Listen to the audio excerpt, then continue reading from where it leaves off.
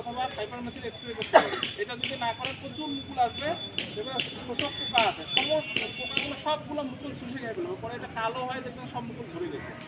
আপনি দেখবেন যে এত মুকুল দেখে মনটা শান্তি। মাথা ব্যথা হবে। সুন্দর গাছ লাগানো একটা প্রশিক্ষণ হচ্ছে। আমরা উপর থেকে তো শিকড় যত কষ্ট হবে তত গাছ ভালো কথা।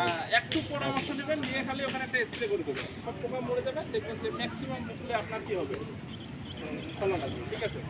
আর আরেকটা হচ্ছে যে ফলটা যখন মার্বেল আকৃতি হবে, ফুলটা ঝরে যাবে, তখন আরেকবার স্প্রে করবেন। তাহলে যে এই যে আমরা ফলের ভিতরে পোকা পাচ্ছি বিভিন্ন ধরনের, এটাও থাকবে না। ঠিক আছে। তো এই যে জিনিসগুলো যদি আমরা মেনটেন করি। আরেকটা হচ্ছে ফলটা যখন বড় হবে, মার্বেল আকৃতি হয়েছে, এখন ফলটাকে বড় করবো, ওই সময় আপনি গাছের গোড়ায় খাবার দেবেন। ওই সময় খাবার পেলে কী হবে, ফলগুলো কী হবে, দ্রুত বড় হবে।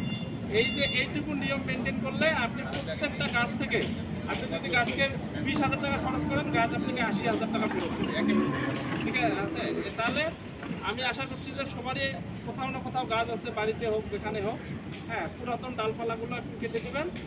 আর এইভাবে আমরা যদি নিয়মিত সামনেই পরিচর্যা করি, তাহলে আপনি ওখান থেকে প্রচুর পরিমাণে ফলন পাবেন। ঠিক আছে। তো এটাই মোটামুটি। এখন একটু মানুষ আপনি কালকে ছাড়া না